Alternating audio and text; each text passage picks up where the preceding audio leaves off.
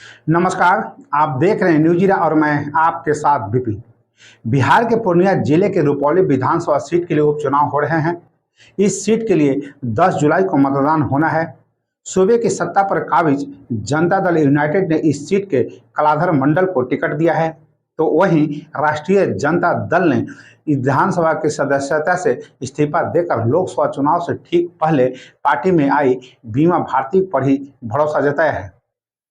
बीमा भारती इस सीट से 2020 के चुनाव में जनता दल के टिकट पर विधानसभा का सदस्य निर्वाचित हुई थी।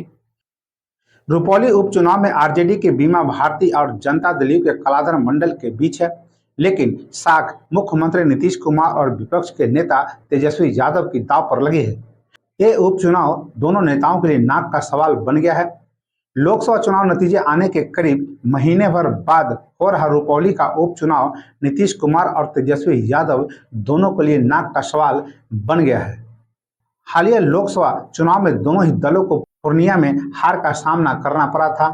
अब रुपौली उपचुनाव में जीत के जरिए दोनों दल 2025 चुनाव से पहले अपनी सियासी उम्मीदों को नई उड़ान देने की पूरी ताकत झोंक रहे हैं। मुख्यमंत्री नीतीश कुमार ने रुपौली में जनता दल उम्मीदवार के लिए प्रचार किया और बीमा भारती को निशाने पर रखा, तो वहीं उनकी पार्टी के कई बड़े नेता ने कैंप कर प्रचार की बागडोर संभाल ली। नीतीश कुमार ने बीमा को 3 बार विधायक और राज्य सरकार में मंत्री बनाने का जिक्र कर दावा किया कि इतनी इज्जत दी फिर भी हमें छोड़कर भाग गई। नीतीश के बयान पर बीमा की प्रतिक्रिया आई है और विपक्ष के नेता तेजस्वी यादव ने भी पलटवार किया। तेजस्वी यादव ने जनता दल पर अति पिछड़े की बेटी को अपमानित करने का आरोप लगाया।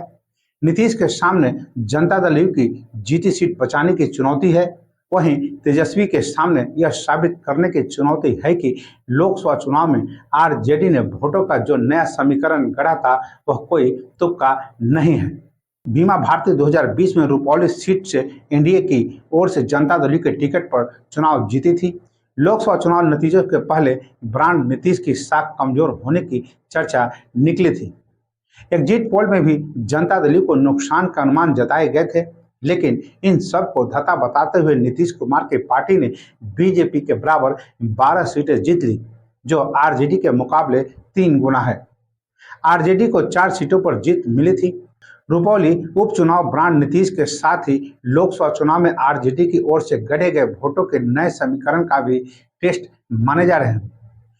लोकसभा चुनाव में आरजेडी भले ही 4 सीटें जीत सकी, सूबे में उनकी अगुवाई वाले गठबंधन ने 10 सीटें हासिल की थी। पार्टी जनता दल का कोर वोट माने जाने वाले कुर्मी कुशवाहा वर्ग में भी सिंधवारी करने में एक हद तक सफल रही थी। वहीं बिहार के एक वरिष्ठ पत्रकार ने कहा कि नीतीश कुमार का वोट बैंक केवल कुर्मी कुशवाहा तक सीमित नहीं है। नीतीश ने बिहार की सत्ता संभालने के तुरंत बाद से ही लड़कियों को साइकिल दे और उन्हें स्कूल भेजने के लिए अभियान, शराबबंदी जैसे काम से जाति वर्ग की सीमा से ऊपर उठकर महिला मतदाताओं के बीच अपना जो आधार बनाया है उसकी चर्चा कम होती है।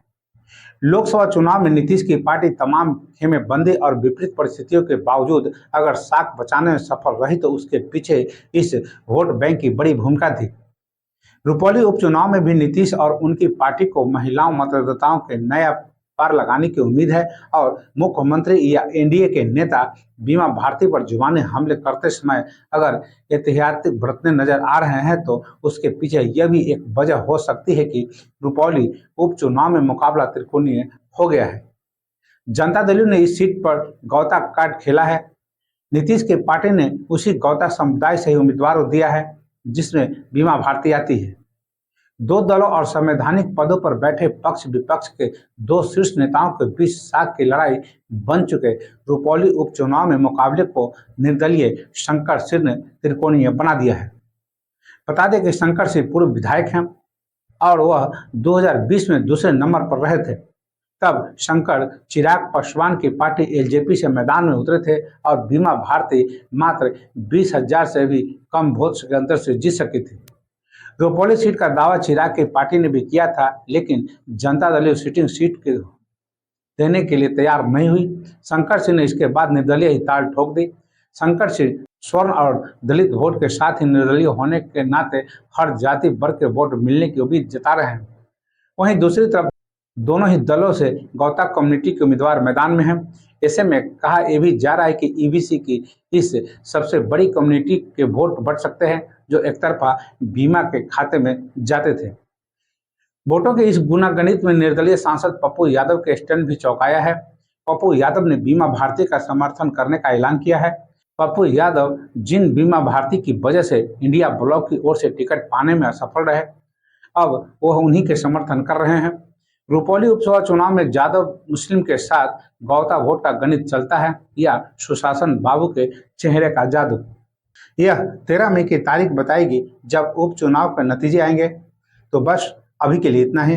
अगर आपने अभी तक मेरा चैनल को सब्सक्राइब और फॉलो नहीं किए हैं तो अवश्य कर लें और इसी के साथ मुझे आज्ञा दीजिए।